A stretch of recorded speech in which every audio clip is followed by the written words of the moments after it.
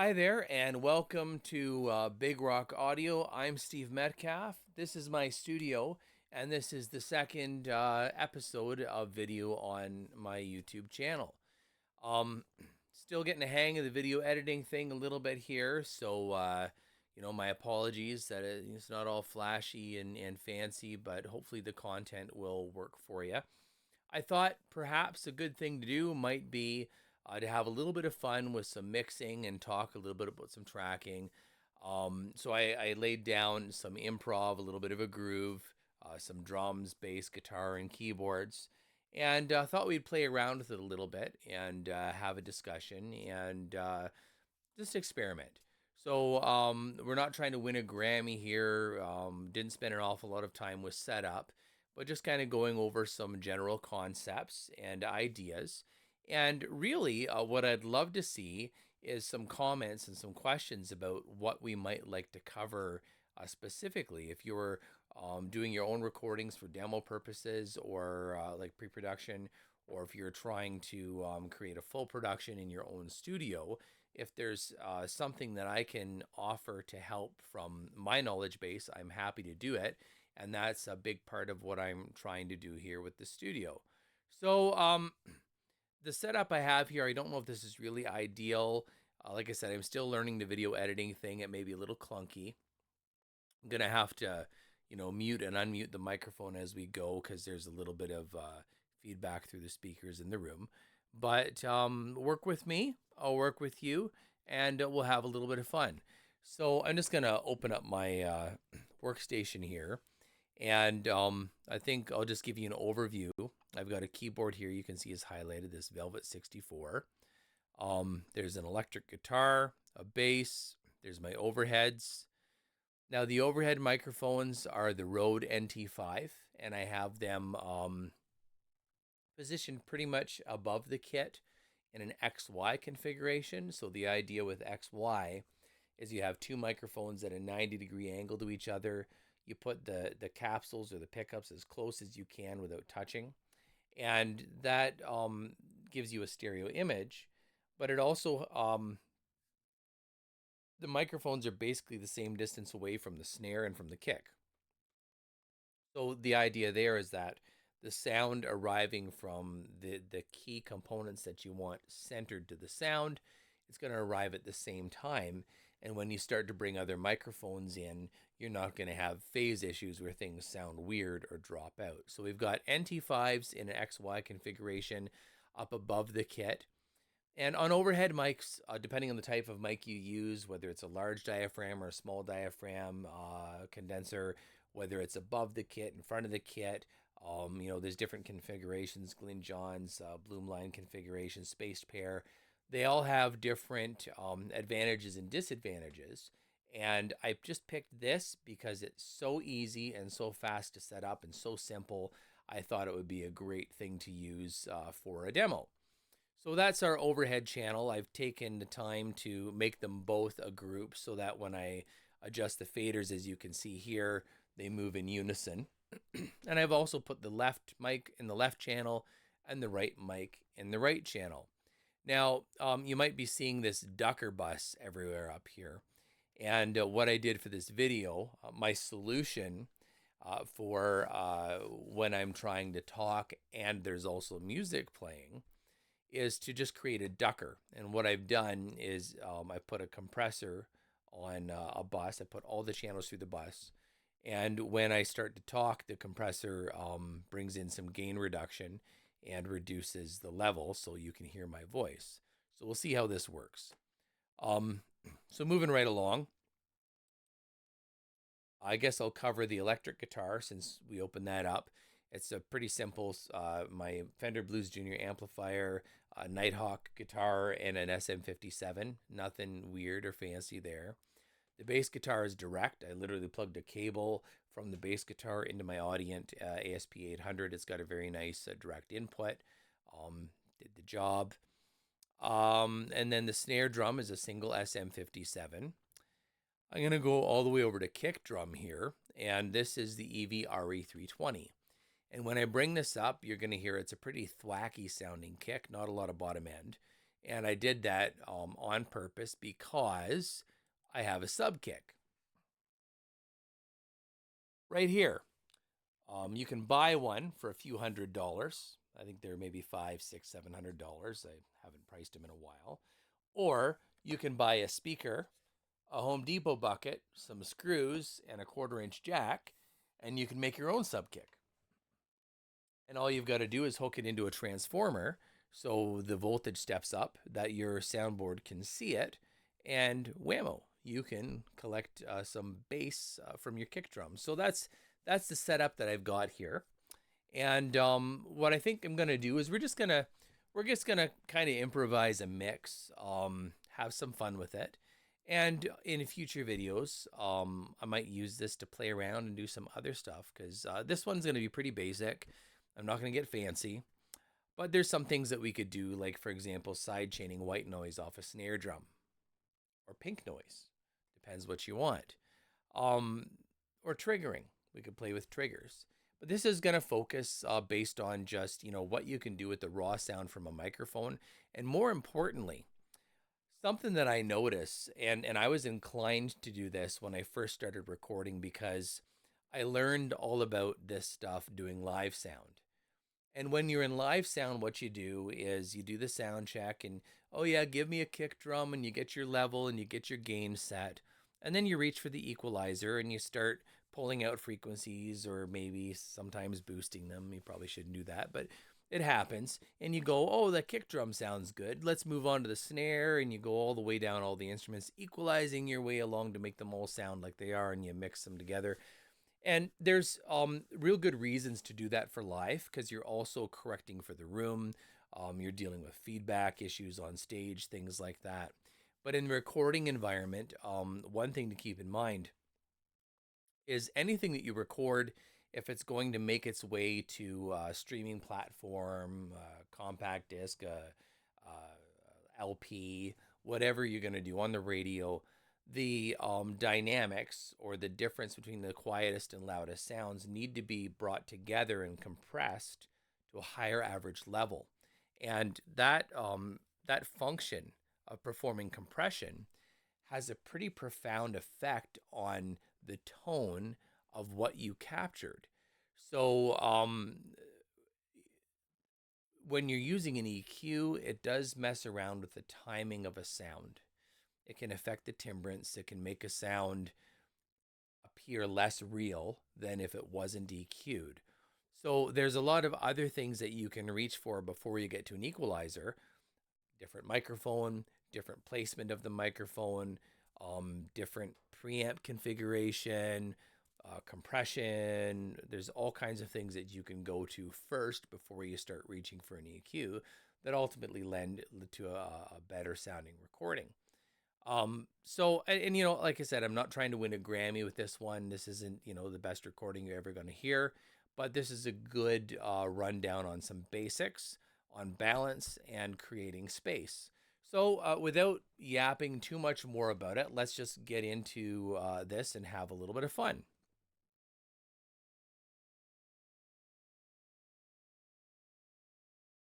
So I'm going to first just bring up my overhead mics to 0 dB, unity gain. And when I set up for tracking, I usually try to sit with an average level in around the minus 18 dB range and peaks at the 12 to maybe the max minus 6. That's a really safe level for digital. Digital is a little different than analog. You want to hit analog a lot harder. You're trying to bury noise. We're not worried about that. We've got clean preamps. We've got clean mics, not a lot of noise. We've got a clean recording format in terms of digital.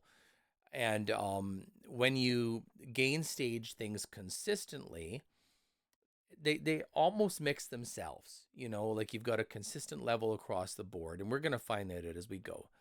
So here we go. Let's push play here and hear our overhead mics.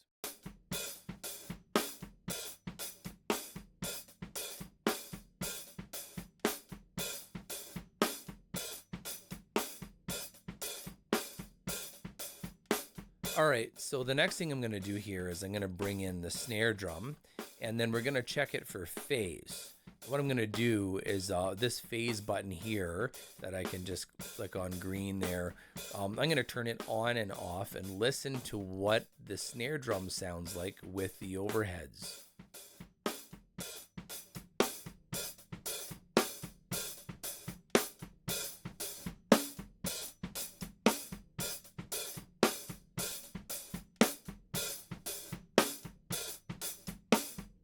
So the way I'm doing things here with this sort of basic mix is I'm going for kind of an organic sort of a feel. I'm not bringing in any ducking, any gating, anything like that.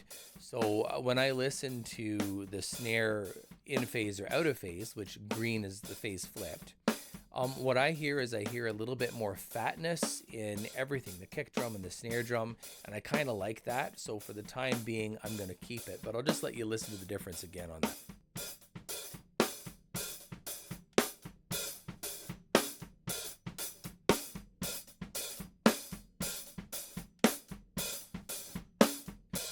So I like that, just a little bit more meat on the snare drum. Let's bring up the EVRE 320 on the kick next.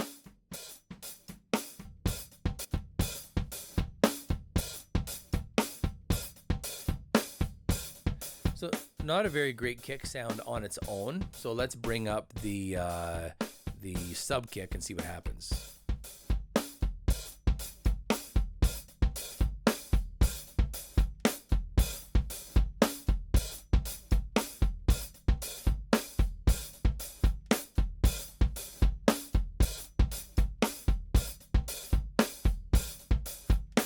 Notice my snare drum is peaking a little bit on the high side there. Let's just solo that and see that it sounds clean.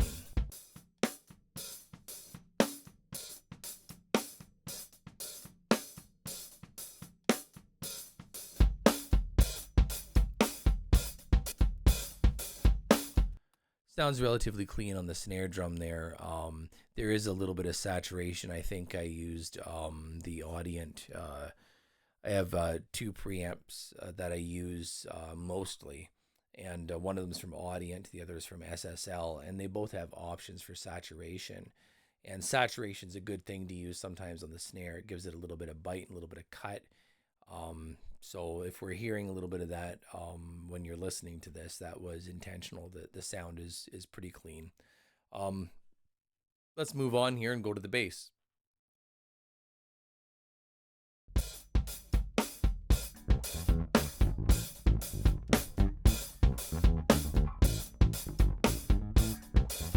Okay, I'm going to bring in the electric guitar next, and this is going to be a pretty boring, pretty drab sounding, very dry mix, but get a feel for that right now.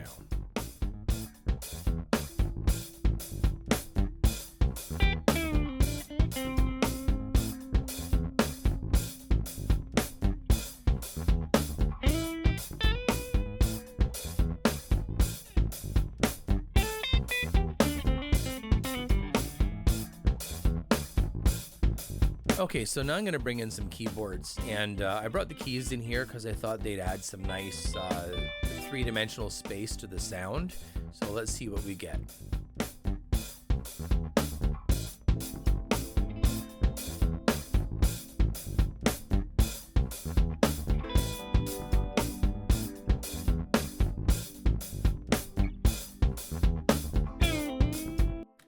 So we've got some stereo width that's come in from these keyboards, but everything else is dry and pretty lacking in dimension.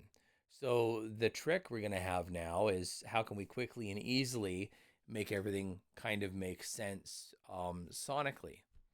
And so I think we're going to have to do something with the guitar, give the guitar a little bit of dimension, a little bit of character. We're going to have to do something with the drums, but I see a lot of people when they mix, they grab reverbs and stick reverbs on everything.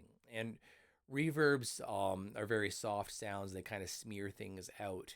And we want to try and preserve the clarity and the detail here and still also create space. So one of the tools that I like to use to do that is delay. And the reason I like to use delay is because of how your brain perceives size. You know, you can be in a room that has echo or reverb, that's smooth reverb, and with your eyes closed, you walk into the room and you can immediately tell if you're walking into a large space or a small or a small space. And the reason for that is, even though you can't put your finger on the fact that one sound bounced off 5 feet away from you and the other one was 7 feet away, because the timing is so quick, your brain puts it together, and your brain knows the size of the space you're in. The same thing as if you walk into a large hall, there's this echo there, but there's also these reflections that come back hard in this echo. And if it comes in a certain time, you don't really recognize it as being a distinct sound, but your brain recognizes the size of the space. So I think I'm going to start here first on the overheads, and I'm going to use some delay to create some space. But before I do this, I'm going to prepare my mix for what's coming up. So I'm going to take all of the drums here, going to highlight them, and I'm going to create a bus. We're going to call it drums. And so now all of everything I do on the drums will get routed to this one fader. The next thing I'm going to do here is I'm going to take my 2 overheads, and I'm going to make a bus for them. I'm just going to call it O for overheads, OH, overheads. And so you can see here for the routing, drums go into drums, overhead go into overheads, overheads go back into drums, and the drums go into my Ducker bus, which is what's allowing you to hear me when the music is going. And I'm going to apply my effect to the overheads.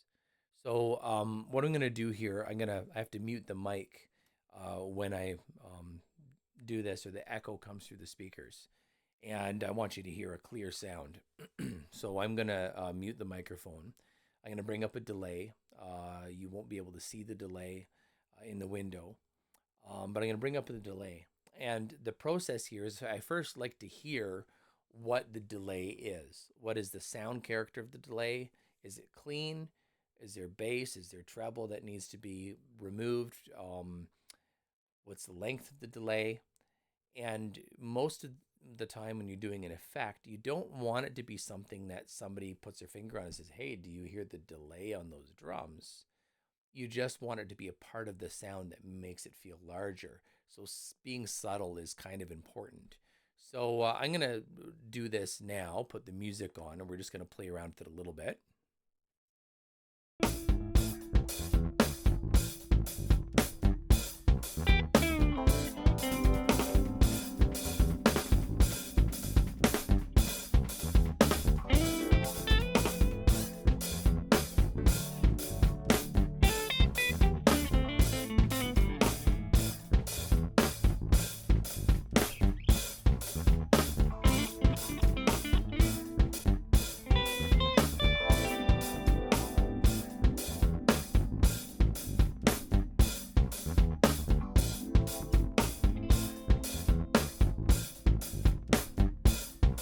All right, so what I've done here is I just kind of quick taken a delay down from about 100 milliseconds to 53 milliseconds. I've buried it down about 15 decibels below the actual signal. And I've brought a little bit of saturation in the mix, some harmonics, just to, give it some character.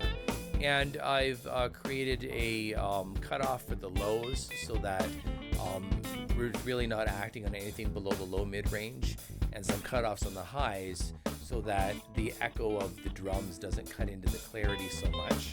And we're gonna just A/B this, turn it off and turn it on in the mix, and see what it feels like in the mix.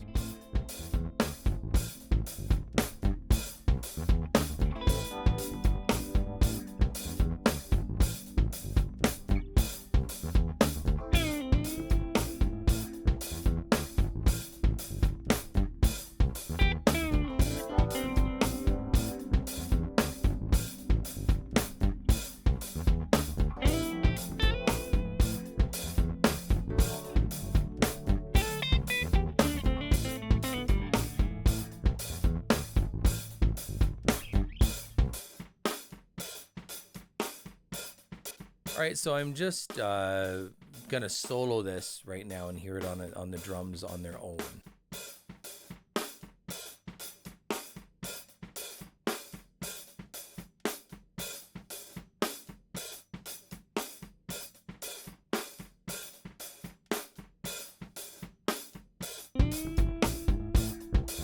So you can kind of hear that little tiny bit of slap that comes in. It's very subtle, and it adds a subtle, not a big, but a subtle improvement to the drums.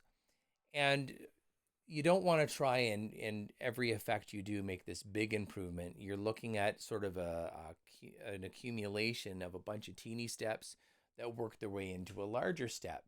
So we've got two elements in the mix now that are giving it some space. One of those elements is the keyboards, that they have a difference between the left and the right that your brain hears as size.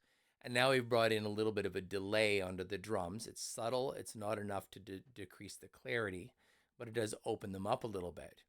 And one of the things that you'll find very common in recorded music, and it works really, really well, is using anchor points to create space. So we have one anchor point with the keyboard, and we have another anchor point that we could use with something else. And in this case, I think the snare drum is a good thing to use. In a lot of cases, it's a good thing to use.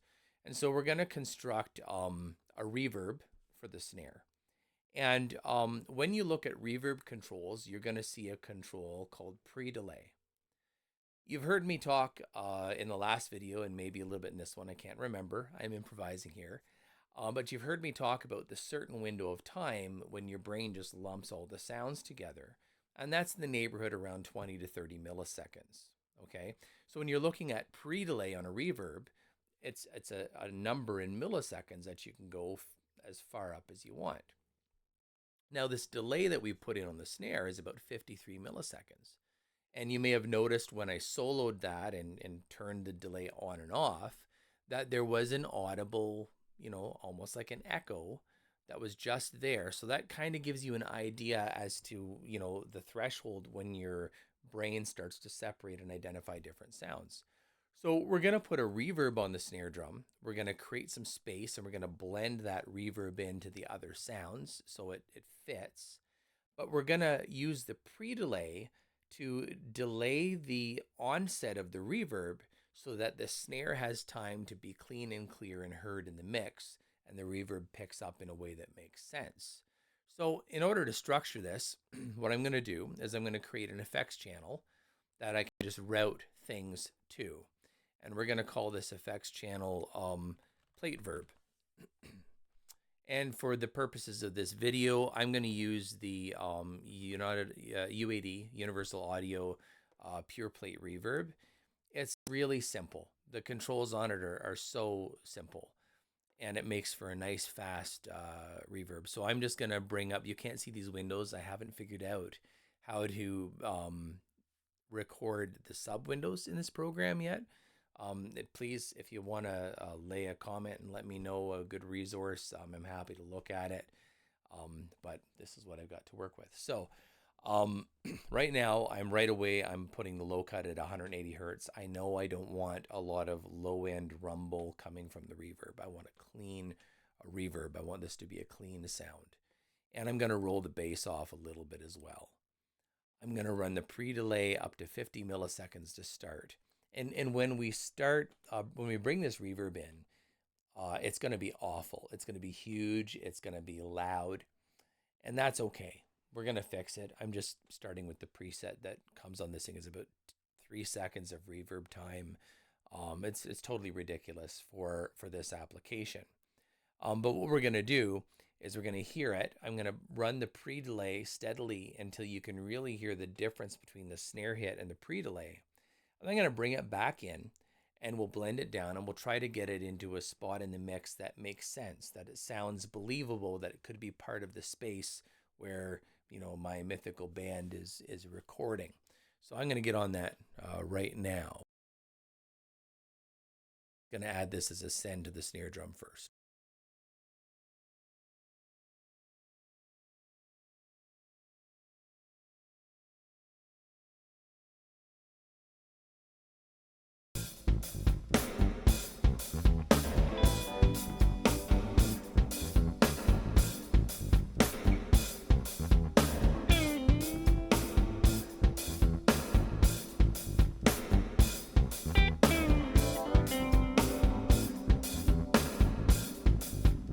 Okay, so you can hear there's a pretty clearly defined boundary between where the snare stops and the reverb starts.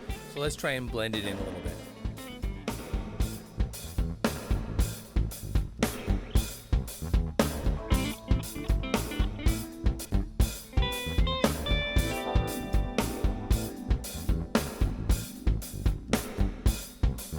So I've brought the time of the reverb down to where it's kind of in line with the beat. And then I brought it a little bit longer because we're going to bring the level lower on it.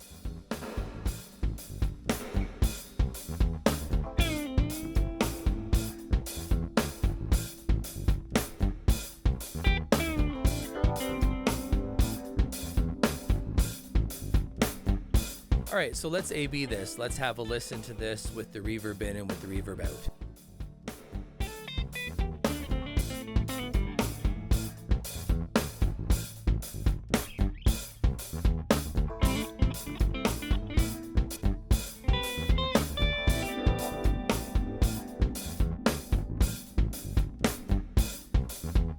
A little on the heavy side yet, so we'll back it off.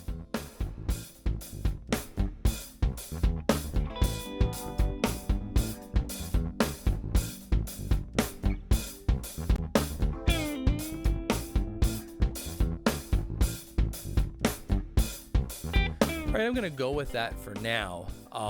What we're probably going to find is when we start to take a look at final processing, once we've got all this kind of roughly mixed, we're going to want to get the overall levels up to a level that might be consistent with streaming.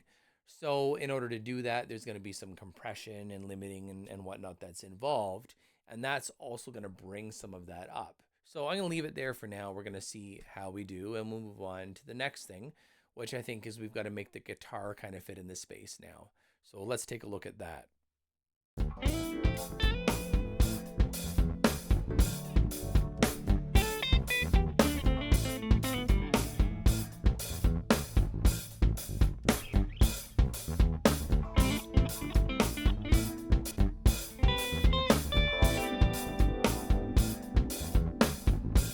All right, so I think what I'm gonna do here is I'm gonna add another effects, and I'm gonna make a delay. And we've got the guitar a little bit off to the left channel, and I'm gonna take advantage of that, and I'm just gonna throw a bit of a delay in the right channel to create a sense of space. It's gonna be audible. You're gonna be able to put your finger on it because we could do it in a nice way, but it should bring some space into the guitar, and it hopefully will fit with everything else that's going on.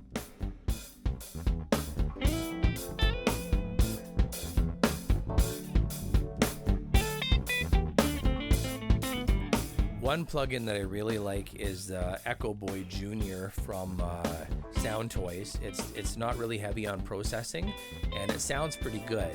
So I'm just going to throw this up right now. I'm going to take the low cut. I'm going to get some of the low off. I'm going to get some of the high out of there so it doesn't clutter up the high frequencies. And let's see what happens when we add the guitar to it. Oh, I've got to pan it to the right as well. It's going to be right channel delay.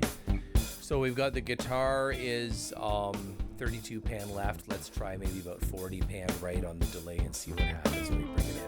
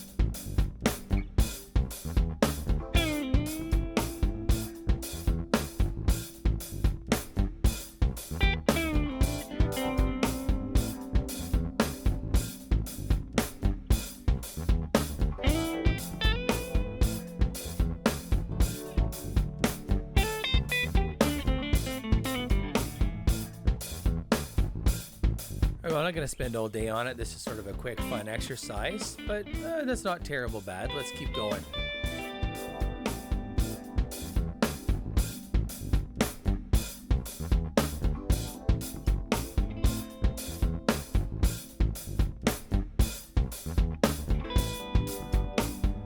Well, when I listen to that now, I do think the snare reverb is a little bit too hot yet. So we're gonna just pull that down a little bit.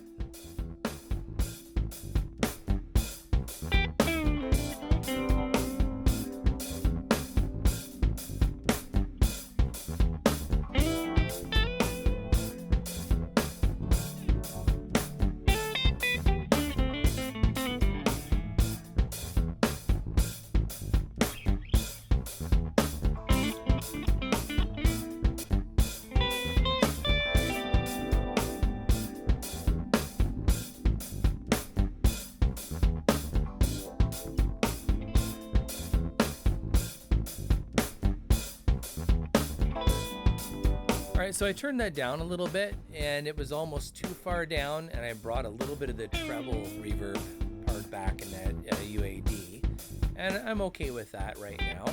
So I think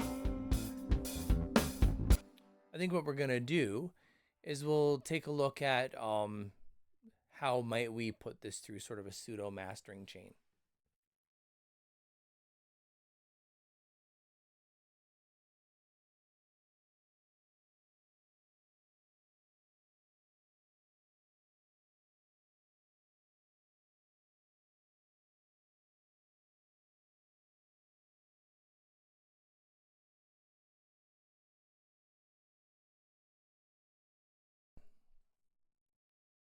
All right, so sorry for the delay there. With the whole video editing thing, I still got to try and do this in one cut. So mastering, there's a lot of stuff that goes into mastering, but if you're doing something quick like this, that might be a demo, and you want to kind of bring it up to a usable level that you could, send it to somebody to listen to on a phone or something like that. Basically what you need to do is just bring the level up, but that's not always as easily said as it is done. And I think probably what we're going to have to do before we go too much further in this is we're going to have to do something with the kicks and the snare drum. And I think because I'm using 2 mics on the kick drum, I'm going to apply some compression because it's a very dynamic signal, both the kick and the snare. I'm going to apply some compression to the 2 kick drums together at the same time. The easiest way for me to do that is to make a bus and route them both to a bus and then put the compression on that bus. So I'm going to add a bus channel. I'm going to call this channel kick drum. And we're going to throw an 1176 compressor on there, known for very fast response time. That should give us a good ability to bring that kick drum into control. I'm going to solo the kick drum, and we're going to see what we get.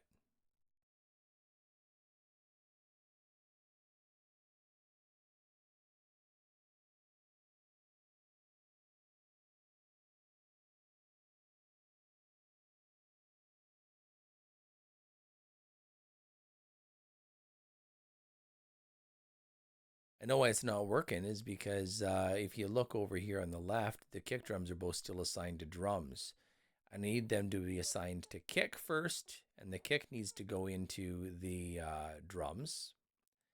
And then I need these guys here to both go into the kick.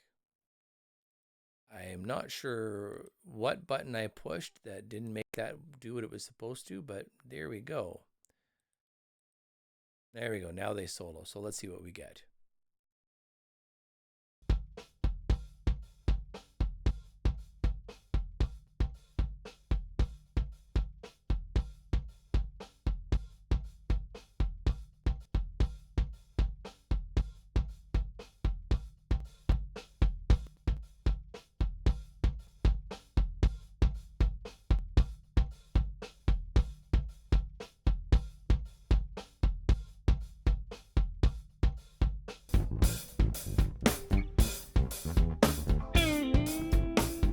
All right, so I haven't gone too heavy on the compression, and you don't really want to go too heavy on dynamic signals like this.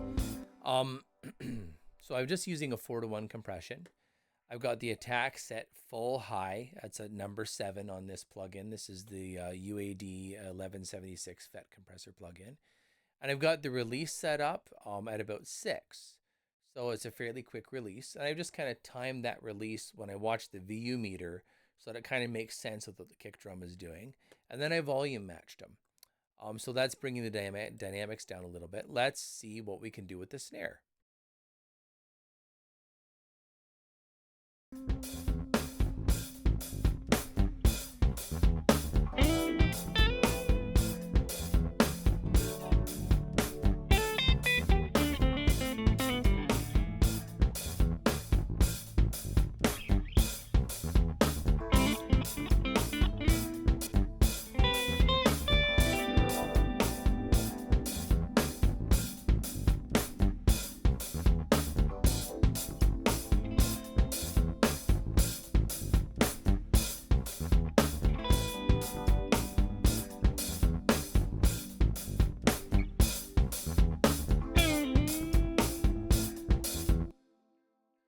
All right, so the thing you probably noticed is that the hi-hat really came out there, and I don't think I want that.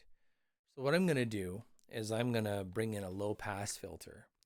And this low-pass 64 is actually a Air Windows product. And if you're looking for free plugins that work pretty good, look up Air Windows. There's a lot of useful stuff in there. The user interface isn't particularly fancy, but they do the job. So what I'm going to do now is I'm going to bring this low pass filter and I'm going to kind of bring the cutoff frequency from the highest down to the lowest and kind of see if I can bring that hi-hat back into where it was.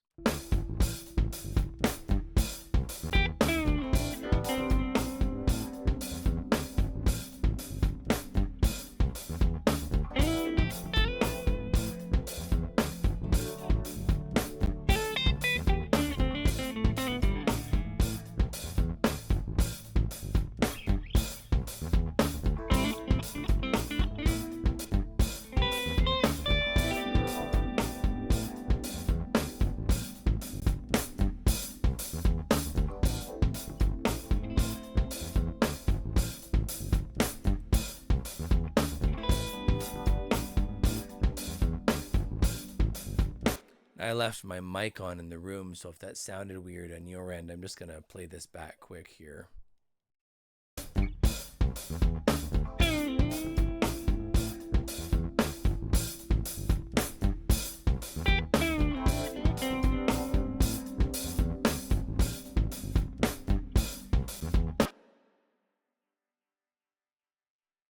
So it did take a little bit of snap off of the snare. But I think with that, maybe we'll do something on the bass. That's another dynamic signal. We'll see that, and then we'll look at the master compression and see what happens. I've got a couple tricks up my sleeve too on this. So let's run through the bass guitar and just get that leveled out.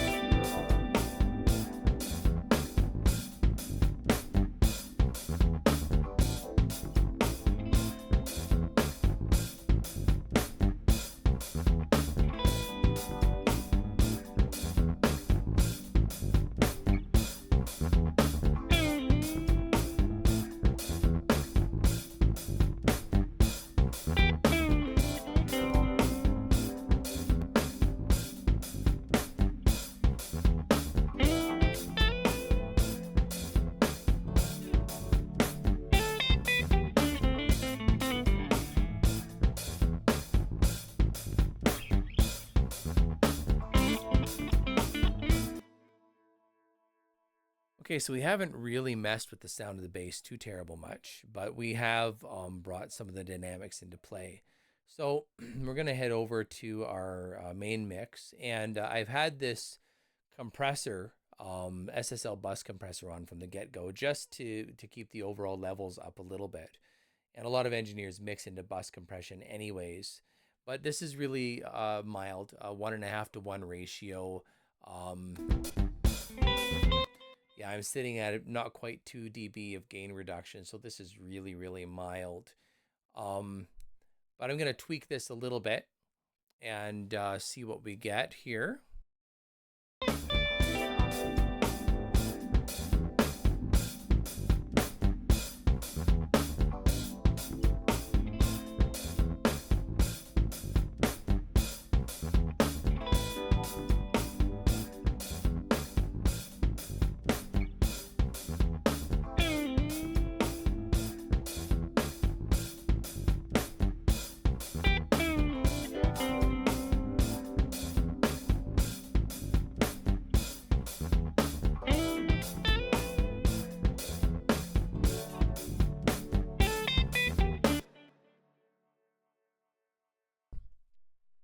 we seem to be averaging in the neighborhood of around 2 dB of gain reduction. So I've got 2 dB of makeup gain. And what we're going to do next is we're going to add maybe a little bit of harmonic saturation. And this is nice. It can kind of bring the texture out a little bit if it's done right. So you'll hear this as we go.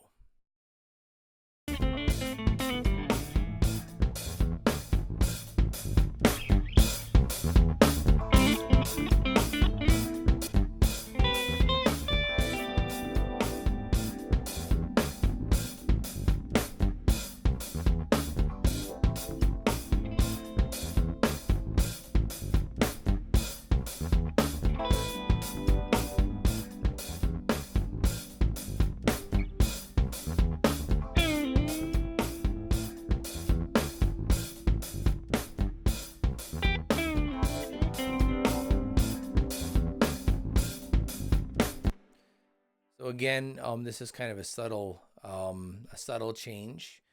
We're gonna keep on going here. Harmonic saturation, if you're gonna bring it in, you want to do it before you do anything with your stereo imaging or final limiting, because it can kind of disturb both of those things.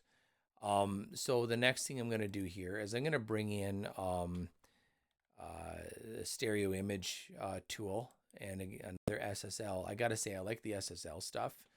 And this is their Fusion stereo image, and it's really handy. It's got a nice little button to solo the side channel, so you can hear what you're doing with the space relative to the center part of the sound. And you're gonna hear that because as I set this up, I'm gonna change the frequency balance of what's happening on the side channels. So I'm going to run that through now.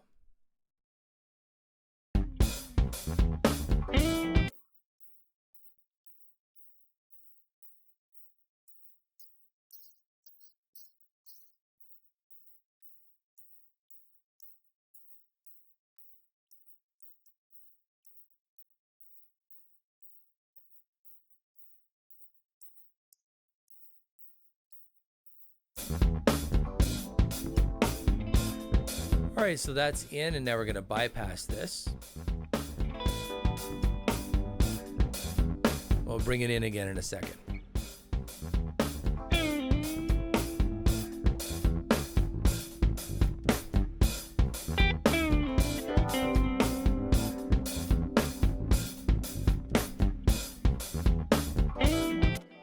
So we're not really paying a huge amount of attention to this, but it's made a difference. And I think the last thing we're going to do is just some general limiting.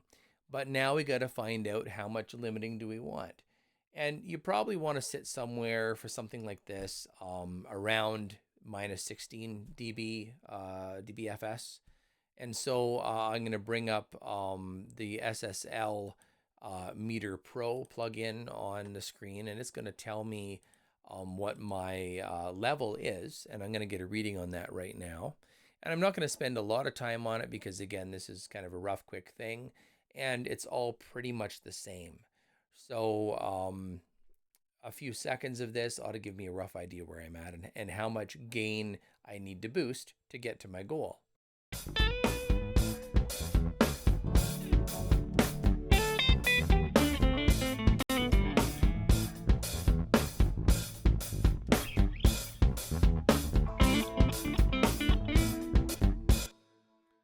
I'm sitting at around 21, minus 21 LUFS right now. And so I'm going to bring in X limiter. Yes, it's another SSL plugin. It works. What can I say? I'm not really a fan of anybody, but it works. So let's see what we get here.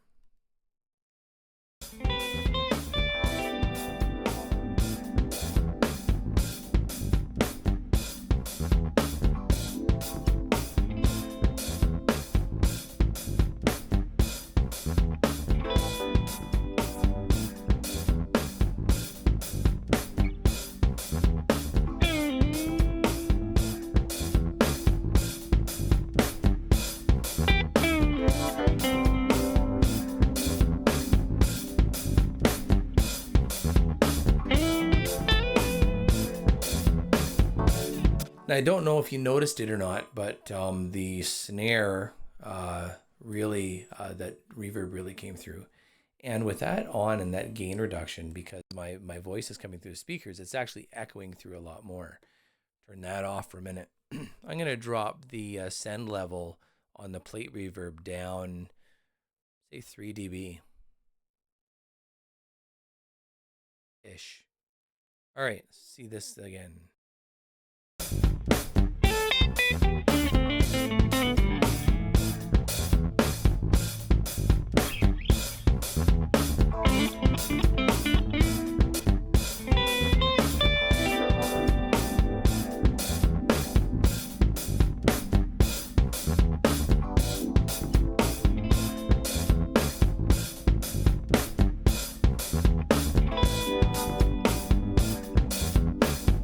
All right, so I've adjusted that a little bit. I'm gonna check on our Meter Pro and see how we're doing for our level, our average level.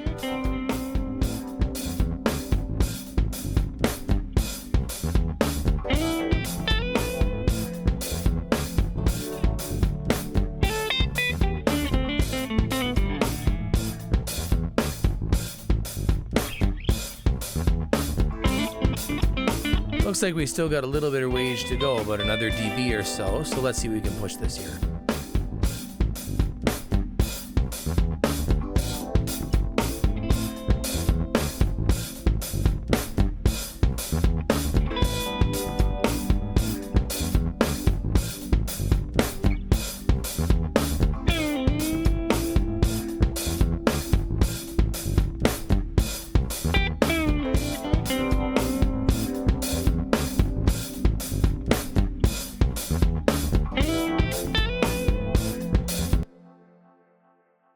All right, so that gets us at about minus 16, where we were shooting for to begin with. So we'll start it off from the beginning and see what it sounds like first with everything that we just did.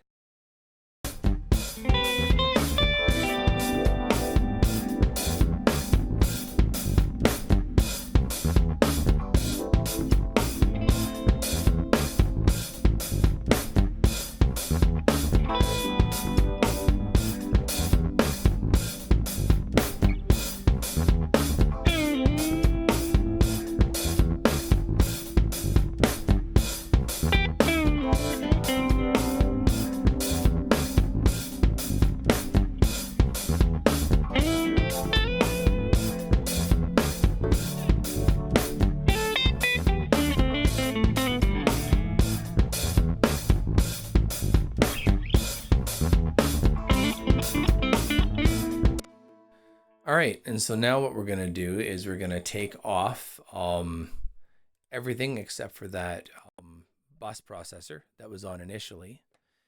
And we're going to highlight everything and take all the plugins off.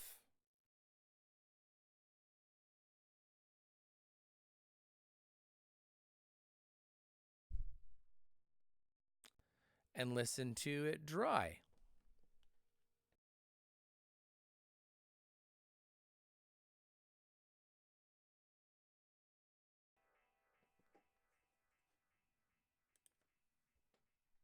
Right now.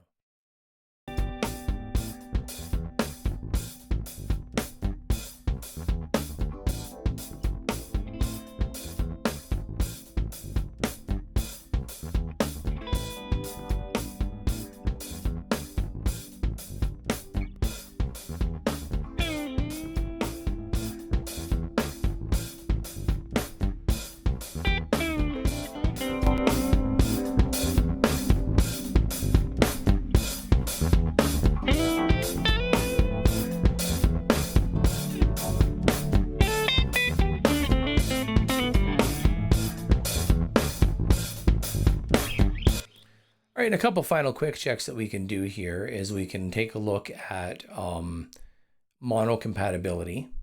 I'm going to turn that X limit off. That's annoying. We can look at mono compatibility. And the way that we do that is with, if you look on the screen, this little button right here on the main, it takes the left and right and combines them. So if you've done something silly, when you go to play it on a Bluetooth speaker, a sound might disappear because there's enough difference between the left and the right that it cancels itself out. The keyboards in this case, they're very wide in the stereo image. And probably if we were doing a serious mix, we would probably narrow that down a little bit, move them off to the side, and use some other kind of an effect to create some space with them so that when it came out on a single speaker, it would sound okay. And then the other thing is to take a look at the overall balance of sound with the spectrum meter. And if you're interested, maybe post in the comments. We can go over the use of FFT or waterfall analysis in trying to determine mix issues. That's particularly handy if you're mixing on speakers that maybe have translation issues. You're having troubles getting a mix to sound good in your studio and also in the car, or that sort of thing. But let's have a look at that now and see what we can find. I think I'm going to leave the talk mic on. I'm just going to turn the room down a little bit here and bring this thing back up. Turn the room down a bit more. So play this. Let's bring up this phase meter. We'll have a look. When it's round in the middle, oh, you can't see this. I'm trying to, you can't really, you might be able to see it if I open it up here.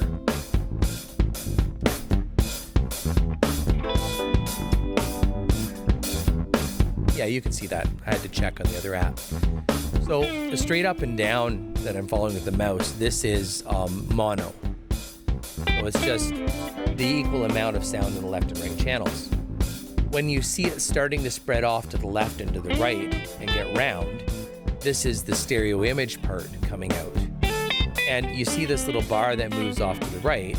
It goes farther to the right when it's more in the center, and it goes farther to the center when this big ball gets rounder.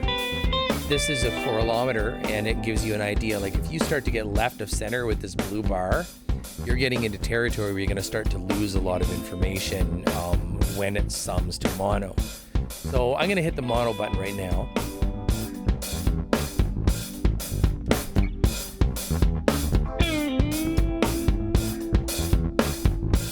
Not terrible bad. For the most part, it sounds as it should. The keyboards do definitely drop down in the mix. So let's take a look at overall frequency balance next.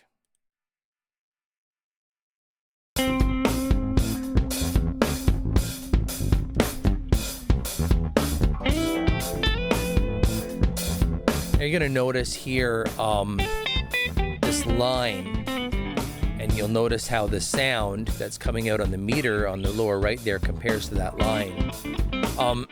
What that line is that line is equal power per octave.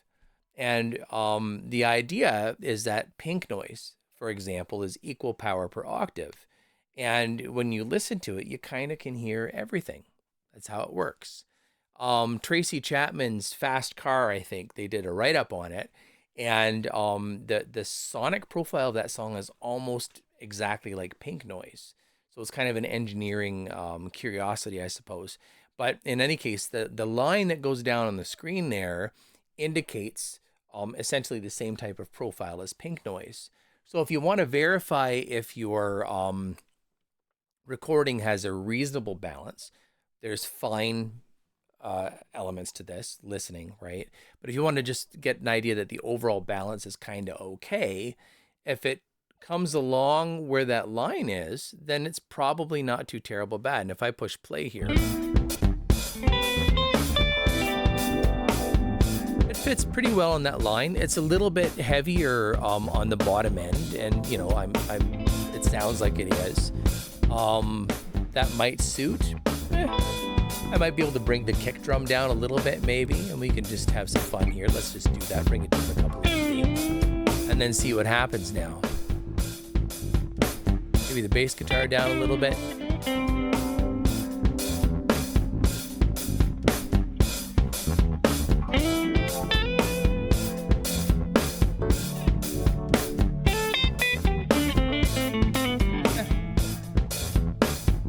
Not terrible bad. But, you know, for A few minutes, half an hour. I have no idea how long this was. It's a fun exercise. There's a few little mixing things in there. Just kind of fun. I hope you had fun watching it. If you have questions, like I said, post in the comments. If there's something about this you want to look at specifically, cool. If there's something else that you want to dive into, if I've got something constructive to say about it, I'd be happy to do so. I'm going to shy away from stuff that's going to require a lot of video editing. For me, I'm somewhat time limited, and this is nice because I can push record. I can go front to back, do the whole shebang, and then post it. And at least for now, until I get better with the whole video thing, I kind of like to keep it quick and dirty, if you will. But that's it. So I'm going to sign out for tonight, and I hope that you found something in here useful, and I'll hopefully see you again soon. Thanks.